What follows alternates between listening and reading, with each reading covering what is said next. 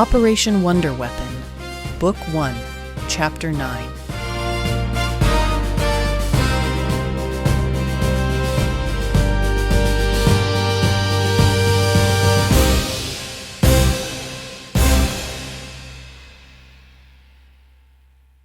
The Chant. The Bavarian Tower loomed against the night, its steel frame bristling with cables. Spotlight swept as technicians hauled lengths of wire to the great dish, their boots echoing on catwalks. And at the center, bolted into the steel like a jewel into a crown, stood Maleficent's staff. Its black wood shimmered as though alive, the dragon eye orb burning faint green in the mist. Dr. Ryder oversaw the work, his gloves folded behind his back, lips tight. Maleficent stood beside him, poised as though the tower was hers. She traced one long nail across the microphone set before her. "A pitiful conduit," she murmured, her voice like silk through knives. "It will suffice," Ryder said evenly. He gave a nod. "Begin the recording." Technicians stepped back. Maleficent leaned into the microphone, her tone dropping low, resonant, syllables laced with venom. Her chant curled through the wires like smoke through a vent. The staff pulsed once, green light racing down its carved runes and down through the tower. And then, the circuits carried it outward. At Naples, HQ, the BBC signal crackled over the radio, officers in their sandbagged villa bending closer as the announcer began his clipped English bulletin, their coffee rations hot and ready for the evening's entertainment. "This is London with news of Allied advances along the Italian front." In a field hospital, a nurse leaned against a cot, adjusting the dial so the wounded could hear. The men listened with glazed eyes, one smiling faintly as the sound of home filled the ward. At the front, rangers huddled in a half-collapsed barn, rifles across their knees. A corporal fiddled with a set, grumbling until the BBC came through. Laughter, relief, a reminder of civilization. But beneath the words, beneath the news of battles and weather reports, her voice slid like oil. A harmony that was not heard so much as felt, the vibration under the chest, the shiver at the back of the teeth, a rhythm that seemed almost like static. Almost. Back at the tower, Maleficent's eyes glowed faintly as she withdrew. "It is done." Ryder nodded once. He watched the signal lamps flare as the chant rode outward across Europe, threaded into every broadcast, a sound no ear would notice, until the curse took root.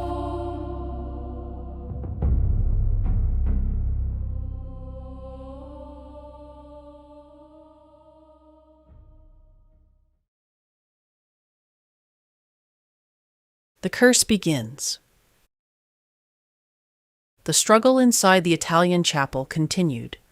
"Captain," Kessler said, his voice deliberate but edged. "you can't go on like this. If you fight command, if you resist..." "I told you," John interrupted, flat and cold. "Try to take me, and you'll pay for it." Ellison scrubbed a hand across his jaw, exasperation breaking through his caution. "John, this isn't about chains. It's about saving..."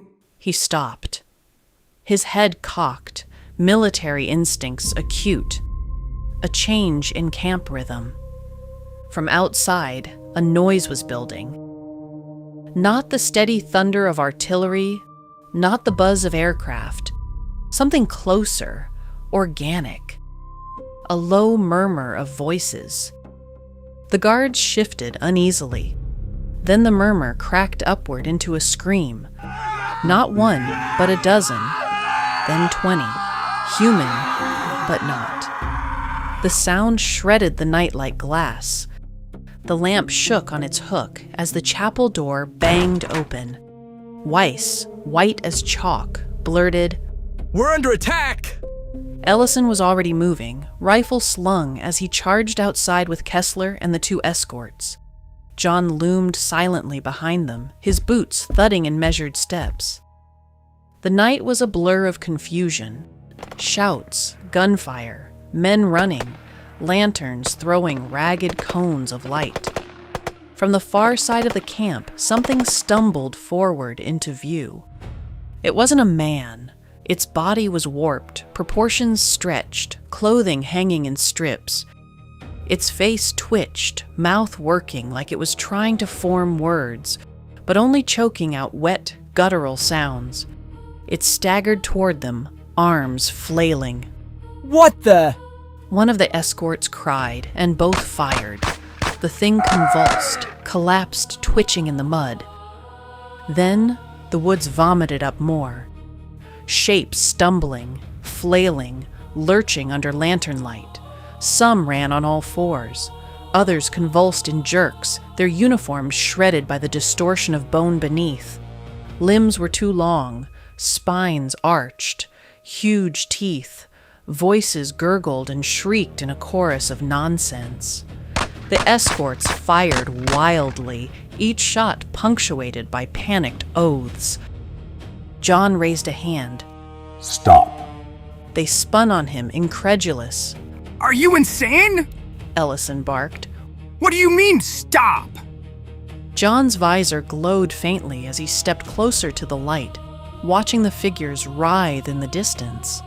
His voice was steady, almost detached. I've seen this before. The guards froze. "What are you talking about?" Kessler's face had gone white. This isn't possible. John tilted his head, as if amused. When I was a child, long before any of you. This one, you'll just have to see it to believe it. Another screech tore through the night. Shapes thrashed against tents, knocking them down. A screech, inhuman, yet strangely familiar. Ellison grabbed his sleeve. "John, what are they?" Instead of answering, John guided them closer to the tents and crouched low behind a shattered wall, gesturing sharply. Get down. Watch. The escorts gawked at him, but the steel in his tone cut through their panic. They dropped beside him and Kessler, rifles tight to their shoulders. John leaned his forearms across his knees, his silhouette huge and calm, as if enjoying a show. His voice was low, almost amused.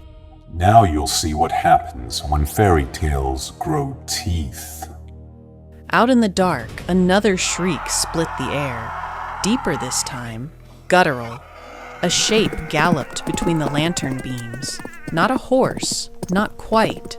Its torso heaved through a human face, but its legs had stretched grotesquely. Boots split open into hooves that struck sparks off stones. It crashed into a supply cart, splintering wood, eyes rolling white with panic. From the left, a lower snarl answered. A soldier, once, bounded on all fours, arms stretched long, fingers curling. His mouth gaped wide, teeth blocky, gums bleeding. One of the escorts swore. "Holy mother! It's horses! They're turning into horses!" The firing picked up again, ragged, panicked. Every muzzle flash illuminated new abominations. Men collapsing forward as their spines elongated at the neck and tail. Others collapsing in half-transformed heaps, whimpering like animals in pain. Kessler gripped his temples, eyes wild. This isn't possible. John rose slowly, towering, calm in the madness outside. Possible? His voice was dry. Everything is possible now. Kessler's eyes darted to him. Are we at risk? Most definitely. John tilted his head. But how this came about, I can only speculate. Last time, it was more self-evident. "Last time?" Ellison frowned. Kessler snapped. Enough riddles. Back to the chapel. You've got some explaining to do. They retreated, weaving between tents and vehicles as the gunfire and grotesque bellows rose behind them. At last, they barred themselves into the ruined chapel. Lantern light flickered across the bemused figure of John Zimmerman.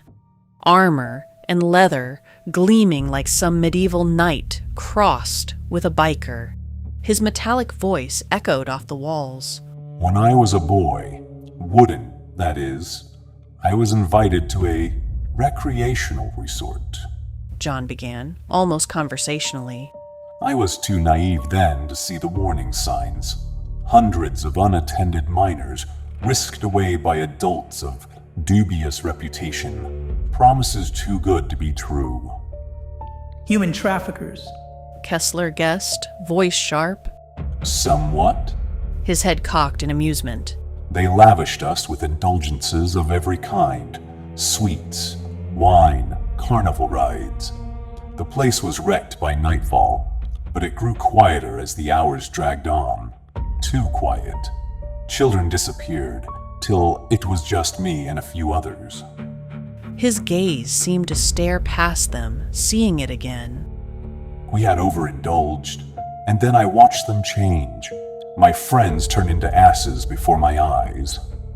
That usually happens to teenage boys left to themselves. Ellison tried weakly. No. John shook his head. Bones reshaping, faces stretching, ears, hooves, braying, a literal kind. A donkey. The word echoed against the stone. He leaned forward slightly, voice dropping. Turns out the men running the place were selling them. Donkey boys hauled off to the salt mines, whipped and worked, the remainder of their lives spent underground. His mouth twisted. Ellison and Kessler exchanged a look in the lantern light, both pale, both rattled. That's grotesque. Kessler managed. But what's it got to do with this? He jabbed a finger toward the door, where the unearthly chorus of neighs filtered in. John tilted his head, voice sardonic. You really need me to spell it out? Ellison's brow furrowed. You're saying these things, they're the same? The rhyme's too neat to ignore. John said flatly. Back then, it was sweets and wine. Poison sweetened, dressed up, handed out by smiling men. Different bait, same trap. Kessler swore under his breath. The rations. Coffee, chocolate, cigarettes. John's tone was bone dry. All the things soldiers gorge on when they can't sleep, when they're too scared to rest. Funny how those vices make such efficient levers. The delivery method is the easy part, but how they got it into the manufacturing line, I couldn't even guess. The silence pressed close, broken only by another distant neigh outside. Ellison turned away, jaw tight. He seized the field telephone resting on a crate, cranked the handle furiously. The set whined, hissed, crackled. He pressed the receiver to his ear. HQ, this is Ranger Forward, respond. Nothing. He cranked harder, voice rising. Operator, pick up. Only static.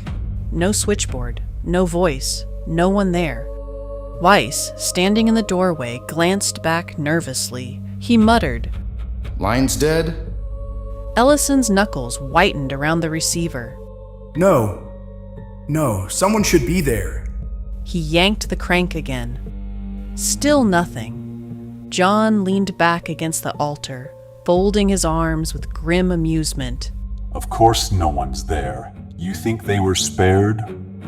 Kessler rounded on him. So what? What do we do? Sit here and wait while the whole camp turns into beasts? The metal-plated captain only shrugged, calm as stone, while the madness outside grew louder. You got any ideas how to stop it? They didn't. How do we protect ourselves? Ellison pleaded. I have no idea, but so far you seem to be succeeding. Not smokers, maybe? John shrugged. They glanced at each other. Ellison volunteered first. I'm LBS. I don't smoke, drink alcohol, or coffee. Allergic to chocolate. Kessler went next. I've been trading my non-essential rations for medical tools or supplies from the locals. Weiss shifted. I'm really bad at betting. I seldom get to keep my rations of that kind. In fact, I owe a lot of people. The two escorts said more or less the same thing. Let's stay put. I don't think anything out there has the presence of mind to make it in here. John relaxed, finding a place near the window to watch. The men paced, agitated, unwilling to look outside, fingers white on their guns. Broadcast. The broadcast tower shuddered as the chant pulsed through its frame, Maleficent's voice riding the ether like smoke. Technicians hunched at their dials, faces pale, headphones pressed to ears as her words bled over the Allied news frequencies. Outside, SS banners snapped in the wind. In the makeshift parade ground below, Wehrmacht units were drawn up by the hundreds, spotlights cut through the night, casting pale cones across helmets and rifles. Officers stalked the line, barking for silence. Then Himmler himself appeared on the balcony, flanked by guards. His voice rolled through a loudspeaker. Tonight, you will witness the proof of destiny. The Reich stands not only upon science, nor upon industry alone, but upon the ancient forces that bind the world. Our enemies who mock us will now tremble before a miracle. A cheer rose, regimented but uneasy. The men's eyes darted, some confused, others grim. At the foot of the balcony, Dr. Ryder stood slightly apart, notebook clasped behind his back. Maleficent lingered in shadow, silent, eyes gleaming with faint amusement at the pomp. A scribe rushed forward, handing Reiter the first return feed from the field. He unfolded it quickly, lines of Morse, transcribed words. His pale eyes flicked across. Allied camps in chaos, men transforming, horses. He looked up, expression unreadable. Behold! Himmler cried, spreading his arms. The enemy tears itself apart. Tonight we see providence. The world remade for the Reich. The SS guards banged rifle butts on the stone, chanting in rhythm. Some Wehrmacht men shouted too, swept along in the fervor. Others muttered nervously under their breath. A corporal whispered hoarsely to the man beside him. If they can do this to the enemy, what's to stop them from turning it on us? His comrade only stared ahead, jaw tight, pretending not to hear. Farther back in the ranks, a conscript from Dresden swallowed hard, eyes wide as he thought of his wife and little boy at home. The word miracle stuck in his throat like a stone. Maleficent leaned near Ryder's shoulder, her voice velvet and dry. They cheer now, but terror does not make loyal hearts. It only makes slaves. Ryder didn't look at her, only whispered back. For Himmler, that is loyalty enough. Himmler's voice thundered again, cracking with zeal. Write this night into the annals of our fatherland. The world has seen the miracle of the Reich. The war is already won. The soldiers shouted, some with conviction, some with fear, some with nothing at all in their eyes. And overhead, the tower's red warning light blinked steadily, pulsing in rhythm with the curse spilling outward across Central Europe.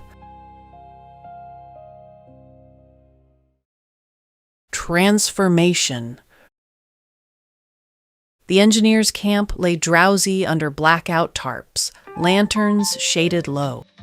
A field radio crackled in the corner of the work tent, tuned to the BBC. At first, it was just music, a scratchy dance tune leaking through the static, half drowned by the hum of a generator. It was cold and wet, But there was a brief break in the rain. Ray hunched over a sheet of paper on his cot, blanket tight around him, pencil scratching, lips moving as he tested phrases before writing them, his unfinished letter to his mother. Larry was fussing with a stripped-down carburetor, oil streaking his cheek. Nick leaned against a crate outside the flap, cigarette glowing between two fingers, gaze distant, humming to himself. Reports from the Italian front speak of continued Allied pressure. The announcer droned faintly. The voice faded, then another slid in over the frequency. Something in that sounded like Latin, almost overlapping, too faint and strange to parse. The signal hissed, warped, then steadied again as though nothing had happened. Nick tapped ash into the dirt. Reception's worse every night. Swear they're piping in garbage on purpose. Larry grunted in agreement, but didn't look up. As long as I get Glenn Miller once in a while, they can pipe whatever they want. Ray scratched another line, then paused. He listened to the static more intently than the words. You hear that? The overlap? Nick snorted smoke through his nose. Just bleed through. Too many frequencies bouncing around Europe. Nothing to it. But even as he said it, a ripple of unease moved through the camp. A mule tethered to the line stake pawed nervously at the dirt. Two men at the cook fire argued, sharp, brittle, over something small, barely audible, but louder than it should have been. Ray's pencil hovered over the paper. He swallowed, throat dry, and sat up. Everything feels short, like a fuse burning down. Nick shook out another cigarette. That's war, kid. That's what war does. The radio crackled again. For a moment, under the music, something threaded through, a high, drawn-out note, almost a woman's voice, almost a chant, so faint it could have been imagination. Ray frowned. Larry, did you hear that? Larry finally looked up, wiping his hands. His brow furrowed. Yeah? He said slowly. I heard it. Nick sat on the crate outside, cigarette burning low, when a harsh retch cut through the night. One of the men at the cook fire lurched to his feet, clutching his gut. He doubled over, vomiting hard into the dirt. The man beside him snorted, gave a mean little laugh. Told you not to eat the spam, hey? But the laughter cracked into something else. A coarse, guttural sound that didn't belong in any human throat. It tore its way out of him, half laugh, half bellow, until even he looked startled, hand clamping over his mouth. Nick's cigarette paused halfway to his lips, his eyes narrowed, leaning forward. What the heck was that? The puking soldier staggered, collapsed in the mud, limbs twitching. His boots scraped hard against the earth, shins straining unnaturally long under the canvas of his trousers. Ray? Larry? Nick barked, flicking his cigarette away. They scrambled from the tent, Ray clutching his unfinished letter, Larry wiping his hands on an oily rag. What is it? But the answer came from the fire. The laughing man dropped to his knees, back arching, shoulders bulging under his torn shirt as if something beneath his skin was forcing its way out. His voice turned to a low neigh, coarse and animal. Then, further off, another scream split the night, joined by another and another, a chaotic chorus rising across the camp. The mule tethered nearby reared, eyes rolling white. Tents rustled as men stumbled out, shouting, some already doubled over, coughing, convulsing. Shapes moved in the half-dark. Wrong shapes, jerking, flailing, human forms unraveling into something else. Ray froze, horror pinning him. Larry grabbed his shoulder. Don't just stand there! The radio still played faintly, the woman's voice now unmistakable beneath the swing tune, chanting, insistent, woven through the static like a thread. The night erupted into a grotesque cacophony, shouts, neighs, men bellowing like animals, groaning as their legs bent out of proportion, canvas collapsing as bodies thrashed against tent poles. Nick swore under his breath, grabbing both boys and shoving them back toward cover. It's the whole bloody camp. The three of them bolted. The camp was a riot behind them, shouts warping into raspy howls, canvas shredding, gunfire stuttering in panicked bursts. They tore between tents, stumbling over packs, stepping through spilled fires. Men convulsed in the mud, some crawling, some already staggering upright on grotesque limbs. There! Larry pointed, breath ragged. A maintenance shed half sunk into the earth. They sprinted for it, boots thudding, hearts hammering. Ray shoved the door open and they tumbled inside. Larry slammed the bar down, the heavy plank locking them in.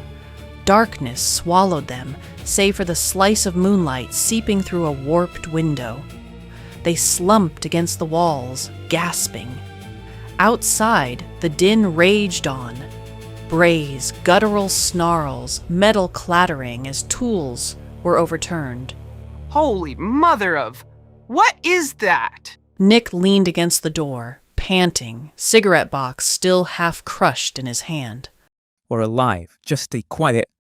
But then he coughed, hard, doubled over, clutching his chest. The cigarette box tumbled from his hand, scattering a few smokes across the dirt floor. Ray froze. Nick? Another cough racked him, deeper, harsher, tearing out of his throat until it wasn't a cough at all.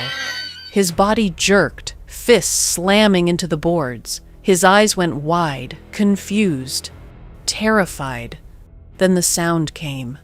A strangled wheeze, animal and broken. Ray scrambled to his knees, shaking his shoulder.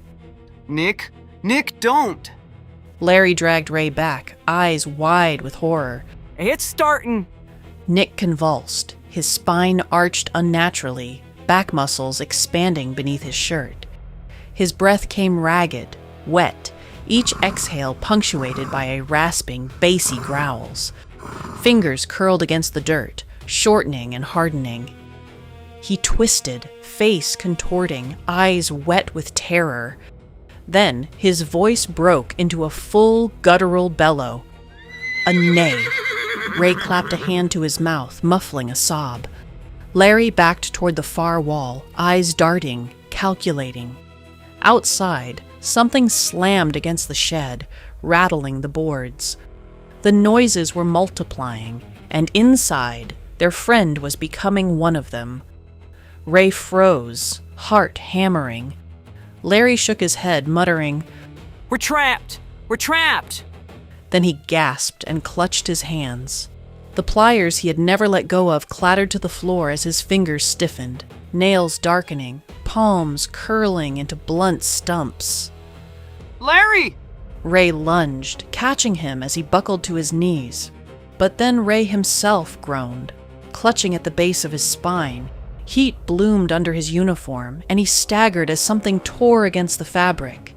His tailbone uncurled and broke free.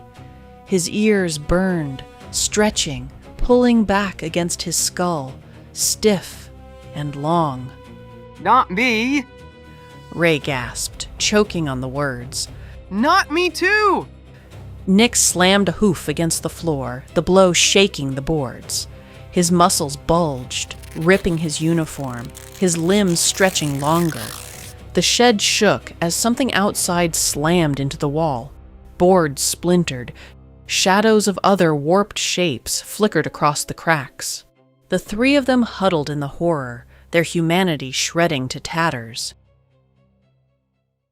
Minutes earlier, the Germans' trench was quiet, save for the crackle of damp cigarettes. No one spoke.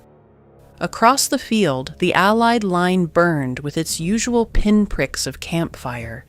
Then a shout cut through the dark. One distant figure lurched upright, clutching his stomach. His comrade laughed until the man bent double, retching, and a noise tore from him that was not human, a sound like a horse bellowing in fear. The Germans stiffened, helmets turning. Another figure convulsed, staggering on all fours, shadow stretching long in the firelight. Then more. Shouts became screams. Some men screeched. Guns went off wildly, not at the Germans, but at their own. Mein Güte, whispered a private, his cigarette falling from his lips. Through the drifting smoke, they saw silhouettes break apart, backs hunching, arms lengthening, tails lashing in torchlight. The sounds carried across no man's land, a grotesque chorus of beasts. The German sergeant swallowed, forcing his voice steady. Do you see? The Reich has power. This is providence. But the men only stared. Some pressed hands to their crosses, muttering prayers. Others clutched rifles tighter, knuckles white. One boy whispered, trembling, "No one deserves that." Aftermath. The chapel doors groaned open. Cold dawn seeped in, carrying with it the sour stench of blood and wet ash. John stepped out first, visor scanning. Armor dark, like night had stuck to it. The others followed hesitantly. Ellison tight-jawed, Kessler pale and gaunt, Weiss silent. The two escorts gripping rifles they feared would be useless against whatever they had heard in the night. The camp lay in ruin, tents sagged, canvas shredded by hoof. Wagons were overturned, supply crates scattered like dice across the mud. In the middle distance, the fire-pitted ground was littered with carcasses, some whole, some broken, some unfinished. A horse sprawled on its side, eyes glassy, its legs too short, joints at the wrong proportions. And everywhere, men who weren't men anymore, sprawled half-transformed, faces stretched into frozen masks of agony. Some had tails, sprouting grotesquely from torn uniforms, others, ears elongated into fuzzy spears. One sergeant's hand still clutched his rifle, though it ended in a hoof.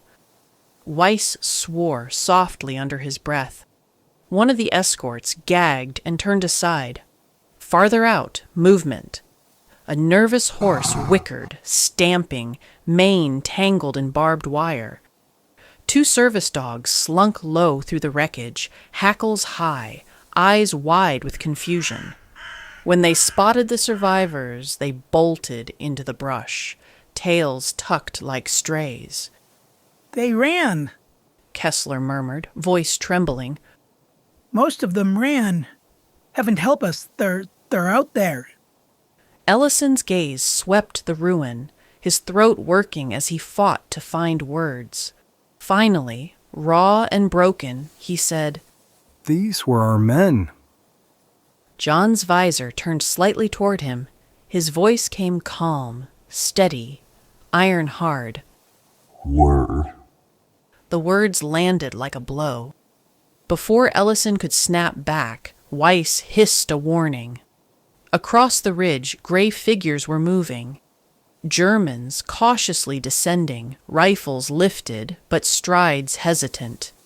Once in a while they shot a mutant, putting it out of its misery. Even from here, their voices carried, "Hexerai, two fell." Witchcraft, devils. The escorts raised their weapons instinctively. John didn't. He only stood, measuring the distance. The Allied offensive had ended without any actionable way to prevent it. What remained was territory without structure, men without command, lines without direction, a vacuum. The war machine recalibrated. "They'll be on us soon," Weiss said. "If we stay, we're boxed, outnumbered." John gave a slow nod, no hesitation. We move, away from here, find what's left of the living, regroup. Ellison clenched his jaw, torn. "We should gather evidence. Samples, something to prove this happened. No, John cut him off flatly. it's everywhere. They already know. Kessler's eyes flicked from the bodies to the approaching Germans, then to John's red visor. For once, he didn't argue. They left the camp behind, stepping carefully through mud and corpses, slipping into the tree line as the first German scouts picked their way into the ruin. It began to rain again, cold, their breath coming out in clouds. Behind them, the place that had been a bustling Allied camp was silent but for the crows.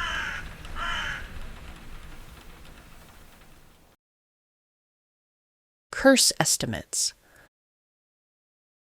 In Wewelsburg Castle, maps of Europe sprawled across the tables, pins stabbing into Italy, France, and the Balkans. Chalkboards filled the walls, dense with concentric circles and frantic arithmetic. Clerks hunched in rows, coats off, sleeves rolled, pencils scratching as they spoke numbers in a nervous litany. Ryder stood tall at the head of the room, notebook folded behind his back. Maleficent lingered beside him, silent for once, her long shadow bending across the boards. Preliminary assessments, Herr Doctor. Began a bespectacled adjutant, his finger tracing figures on a ledger. Based on ration strength within the Italian theater, the known radius of the Bavarian Tower, exposure would have reached, conservatively, 2 corps, approximately 30,000 men. Another clerk broke in, voice sharp. With British units rotated in from Corsica and French formations on the Adriatic coast, the number may exceed 40,000. Ryder's eyes flicked across them. How many affected? The adjutant swallowed. Between 60 and 90%, depending on variables, signal consistency, access to radios, ration uptake. Most men consume the coffee, chocolate, or cigarettes daily. Mean projection. He chalked it heavily across the board. 60%. A murmur rippled through the clerks. Maleficent tilted her head, lips curving. So many beans counted in your jars. Does 60 taste sweeter than 90? The clerks stiffened, studiously looking at their notes, trying to avoid staring at her twisting horns. Ryder ignored her, his pencil gliding across his notebook. Completion rates. A statistician cleared his throat. Fields reports mention unfinished subjects, limbs half changed, incomplete cranial distortion. We estimate 1/4 unstable partials, half fully converted to horses, remaining portion destroyed by their comrades before transformation completed. Another added quickly. Friendly fire among unaffected units, 10 to 30%, depending on morale collapse. Panic in some sectors. Ryder noted it without pause. And the implication for our front? A colonel, chest heavy with decorations, stepped forward. Even if half of these figures hold, we have eliminated 50 to 60,000 Allied combatants in Italy alone. That saves German lives. Ammunition and rations stretch further. Our lines? He tapped the map with a gloved finger. Can recover ground lost these past months. Perhaps even Anzio, once the Allies attempt the landing. Months gained. Another officer added firmly. Time for the Reich to consolidate. Maleficent gave a low laugh, drifting along the chalkboard, her nail dragging through the chalk dust with a teeth-grinding screech. All this sweating over margins. You lose to wolves among sheep. Your war is already won, or already lost. Numbers will not tell you which. The colonel's jaw clenched, but he said nothing. Ryder finally closed his notebook with a snap. Numbers matter. They help expectations. Command will demand quantification. The colonel pressed, seizing the moment. And what of repetition? This miracle cannot be singular. The Führer will want to know what other fronts can be reached.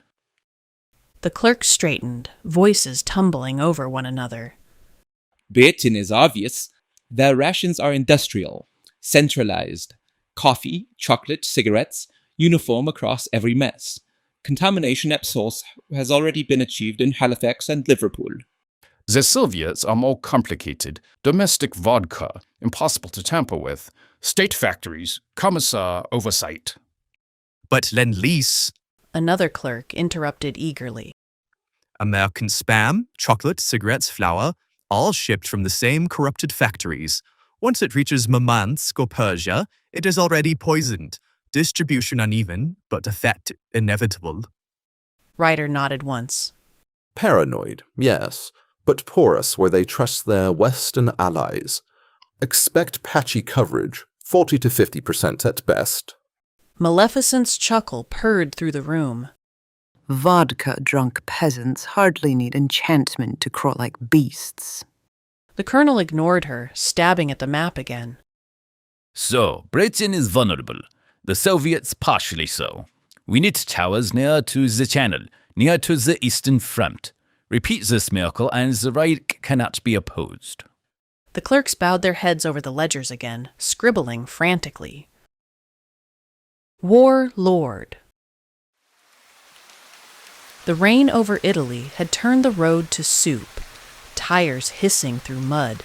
Their canvas-top truck rattled and lurched, every jolt bouncing the men inside. The sky was a low ceiling of slate, light creeping in grudgingly after the nightmare of the night before.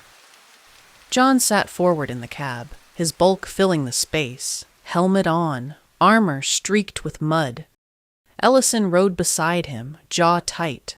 The wetness, stink, and atmosphere of dread was suffocating. In the back, Weiss and the two escorts gripped rifles across their knees, eyes flicking to every ditch, every tree. Kessler clung to his suitcase like a talisman.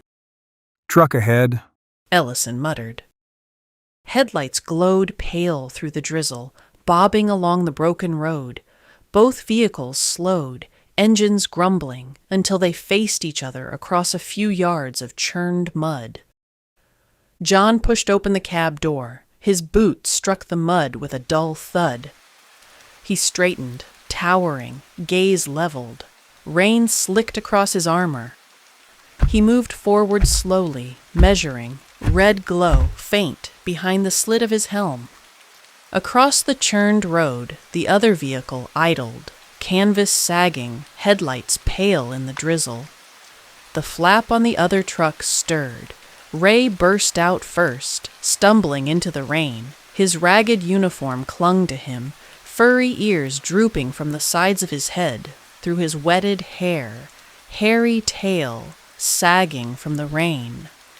The moment he saw the armored figure, his breath hitched. It's you! He whispered, then louder, breaking. John! He sprinted, slipping through the mud, arms wide. He slammed against John's chest plate and clung tight, words tumbling out. We saw them turn. They screamed. It wasn't right. Larry's hands. Nick. Oh gosh, Nick. John, you have to. We need your help. Larry climbed down next, awkward, heavy. His sleeves hung empty, replaced by black hooves where his hands had been. He tucked them shamefully into his armpits. A sodden mane fell across his face, long ears flattened against the rain. For one frozen heartbeat, it almost looked like John might hold Ray. Instead, the armored captain seized Ray by the shoulders and hurled him backwards, boot flying off. The boy crashed into the mud with a cry, skidding in filth, his ears drawn back as he gasped for air, stunned. Major Ellison shouted, "Zimmerman, ding you!" and leapt down from the cab. Ray pushed himself up, face crumpling like a child. Why would you? John's voice cut through, flat, cruel, amplified by the helm. Because you never grew up, Ray. Always clinging, joking like a clown. Always whimpering for a father you never had. Do you think your crying makes you a soldier? It makes you a child. Ray flinched as though struck again, eyes wide in shock. Larry rushed forward and bent toward Ray, trying to steady him with the blunt edge of his forelimb. John's visor turned. And you, Larry, tinkering, patching, fixing broken toys while the world burns down around you. Tell me, did your gadget save you from this? His red eyes lingered on the hooves. You can't even hold a wrench now. Useless. Larry's mouth opened, then shut again. Shock and shame burned on his face. A heavy thud rocked the second truck. Nick emerged, climbing awkwardly down, 4 hooves hitting the mud. A stallion's body, mane plastered with rain, eyes wide, expression painfully human. He shook himself, ears swiveling, and stared at John. John's helm tilted. And Nick, I'm guessing. Always the cigarette, the cheap thrill, drowning yourself in vice and cartoons like a boy hiding under his blanket. And now, look at you. The vices made flesh. A beast. Nick stamped hard, nostrils flaring, but no words came. Only a guttural, angry rumble in his throat. The rain hissed louder in the silence that followed. Ellison moved to Ray's side, gripping his shoulder. His voice broke as he turned on John. Look at them! They needed you. They loved you. And you're kicking them when they're down. They were there for you, John, in your lowest point. John stood motionless, red eyes glowing steady in the gloom. His words came calm, merciless. So? The 3 boys stared at him, stricken. For the first time, they looked less horrified by their own mutations than by the man who had once been their captain, and what he had become. John's visor found Ray's boot in the mud. He picked it up and threw it at Ray with contempt. Keep your boot on. It's time to grow up. The 2 trucks rolled south, engines groaning, wheels dragging through mud and ruts. Rain sheeted across the canvas flaps, drumming steadily, muting the world outside. In the lead cab, John sat rigid, hands resting motionless on his armored knees. He hadn't said a word since the roadside confrontation. Ellison had chosen the rear truck. He climbed inside with the 3 boys, boots squelching, his uniform soaked through. The air inside was thick with wet canvas, animal musk, and grief. Ray had folded into himself, curled on a bench seat, tail limp against the boards. His shoulders shook as he sobbed quietly, hiccuping, trying to muffle it with his sleeve, his ears tight and trembling against his head, as if ashamed of their own existence. Beside him, Nick filled half the truck bed. The stallion's flanks rose and fell with ragged breaths, his great head lowered. Big tears rolled down his dark muzzle, dripping onto the wet, muddy floor. Every so often he gave a broken snuff, quiet whine like a foal keening for its dam. Larry sat opposite them, shoulders hunched, his hooved forelimbs jammed hard under his arms. He kept wiping at his eyes with his sleeve, lips pressed tight, jaw working. He stared at the floorboards, mane falling into his face. A single tear tracked down his cheek before he shook it away with a sharp, angry grunt. Ellison's gaze moved from one to the next, his chest heavy with something more than exhaustion. He squatted beside them, lowering his voice. He isn't gone, he said. Not completely, but the man you knew, the captain who wrote those letters, that man is buried under something cruel. Something made him into a weapon. He fights, yes, but he doesn't feel, not the way he used to. Ray lifted his face, streaked with mud and tears. He looked at me like I was nothing. Ellison gripped his shoulder firmly. You're not nothing, you hear me? You're a soldier, your family. What he said, that wasn't John talking, not the real John. Nick's ears trained forward, a groan rumbling deep in his throat. He blinked through fresh tears and nudged Ellison's sleeve with his muzzle, as if begging for the words to be true. Larry finally spoke, voice low and strained.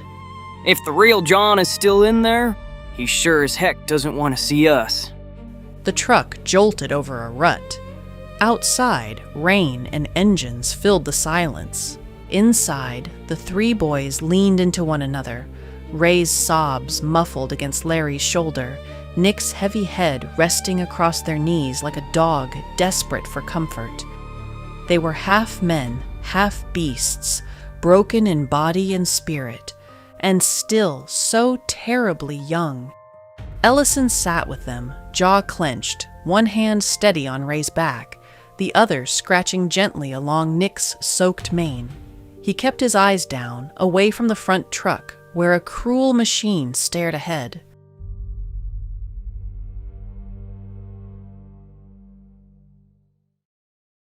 The gates of Naples were jammed. Convoys rattled in from the north, engines smoking, canvas trucks sagging under the weight of ragged survivors. Men on foot limped beside them, bandages filthy, eyes hollow. Some carried rifles, more carried nothing at all. The square outside headquarters was a storm of confusion. MPs shouted themselves hoarse, trying to funnel horses into makeshift corrals. Clerks at makeshift tables scrawled names on rosters, their papers already soaked by rain. Doctors shouted for order at the aid station, but stretchers clogged every path. And everywhere, mutants. A half-dozen horses with shorn uniforms still clinging to their hides kicked against a penned enclosure, eyes rolling white. Soldiers stood around them with bayonets fixed, uncertain whether to guard or kill them. Keep 'em out! An MP barked, blocking the gate as another truck tried to push through. No animals inside the perimeter. They're not animals, they're ours! A corporal shouted back, shoving his way forward with a horse-eared private clinging to his arm. They still talk, you can't just... A rifle butt cracked against his chest. He fell back into the mud, choking. The mutant soldier behind him neighed pitifully, tail swishing, ears laid flat as the MPs leveled their weapons. Inside the HQ yard, fistfights broke out. A captain tried to pull survivors into formation, shouting for silence, but was shoved aside by a sergeant who swore he outranked him now that his company had been wiped out. The chain of command dangled by threads. Half the officers dead, half missing, and the rest ignored. Ellison's truck rattled in at last, brakes screeching. He swung down and tried to wave their survivors through. Hold it right there. An MP snapped, thrusting out a hand. The freaks stay outside. HQ orders. Ellison's jaw tightened. He turned back to the truck where Ray, Larry, and Nick sat huddled. They're coming with us, he growled. Orders are orders. The MP shot back, rifle steady. Around them, other guards raised their weapons toward the truck. Inside the cab of the lead vehicle, John climbed down slowly, his imposing shadowy form thudding through the rain like a golem. Silence fell for a moment as men noticed him, whispers spreading. The one-man army, the captain, the enhanced soldier. The MPs faltered, rifles wavering. Ellison seized the moment. They're rangers and engineers. They're under my command. They come inside. The guard hesitated, then lowered his weapon. One by one, the others followed, uneasy under the weight of John's silent gaze. Ellison gestured sharply. Move now! The trucks pushed through the gate at last, engines grinding past the chaos. Behind them, men screamed, horses whickered against chains. Naples swelled with the sound of a broken army trying to hold itself together. Naples HQ looked less like a headquarters than a refugee camp with telephones. The courtyard was a press of men, wounded sprawled on stretchers, clerks shouting names into the rain, MPs struggling to keep the mutants penned at the perimeter. Officers barked orders no one heeded. The chain of command dangled like a rope half burned through. Inside, the command chamber was scarcely better. Maps slid from tables where clerks huddled over typewriters. An overturned chair lay splintered against the wall, as if someone had hurled it there. Blood streaked the floorboards, scrubbed but not gone. At the head of the room, Brigadier General Godfrey sat slumped in a chair, his cap discarded, head in his hands. When he lifted his face, the lantern light revealed what no one dared comment on: a perfect mesh between man and horse. No sign of Major General Ellery, no sign of Colonel Weatherford. Their absence was explanation enough. The double doors slammed open. John Zimmerman marched in, 7 feet tall, steel boots ringing on the boards. His armor was slick with rain, red light glowing faint beneath. The room froze. Men shifted, eyes widening, whispers hissing through the ranks. The machine. The Panzer killer. Kessler and Ellison close behind. He didn't pause. He strode straight to the map table, scattering papers with one gauntleted hand. First, his voice rumbled, flat and iron cold. The deformed who can still speak are not to be penned like animals. They're useful soldiers until proven otherwise. No one moved. A captain finally stammered. Sir, with respect, the MPs. John's visor turned, the red glow fixed on him. Did I stutter? The captain swallowed and dropped his gaze. John shoved a fresh map open, palm slamming flat. Second, every surviving unit south of Capua is to be consolidated within 24 hours. Disorganized stragglers do not win wars. Cohesion does. His eyes swept the officers like a searchlight. Anyone incapable of following that order may walk out now. No one did. Godfrey's voice, now an octave lower, broke the silence. You don't command here, Captain. John turned his head slightly. Neither do you. Not anymore. His words were cold and menacing. Godfrey flinched, ears drooping lower. John straightened, towering over the table. I don't care what this room thinks of me. You will obey me, or this army will collapse in 2 days. The room was still. The rain hammered the windows, punctuated by distant shouts in the yard. At last, Kessler's pen stopped scratching. He looked up, pale. Heaven help us. You sound more German than the Germans. John's visor tilted toward him. The faint red glow pulsed once. Wrong. I sound like war. Learn the difference. By nightfall, the storm of chaos at Naples had dulled into uneasy order. In the square outside HQ, the mutants had been separated from the truly feral. Those who could still speak huddled beneath tarps, guarded but fed. The wild and incoherent, neighing, braying, raving, had been marched to a corral on the edge of the docks, penned livestock. A few shots had echoed earlier. No one said how many of the violent ones had been put down. Inside, Naples HQ was no longer a madhouse, though the calm had a sharp, metallic edge. A new rhythm beat through the building. Orders barked without room for dissent, logistics assigned like machine parts being slotted into place. Men hated it, but it worked. The map table gleamed with fresh pins. Trucks were rerouted, surviving units listed and reassigned. What command remained was ragged and shaken, but it moved now because one figure stood behind it all, silent, armored, visor glowing. Self-appointed General, Captain John Zimmerman. He hadn't shouted once. He didn't need to. When he said, "Do this," it was done. When someone stammered a protest, his visor turned and the red glow fixed, steady as a rifle sight, until the man fell silent. No one dared oppose him openly, not when Naples had been bleeding itself dry all day, and his cold, terrible logic was the only thing holding the line. But in corners, the whispers had already begun. We'll have to tell Eisenhower. We can't keep him here. He's unsafe. Not human. Still, the machine did its work. By midnight, Naples had something like a heartbeat again.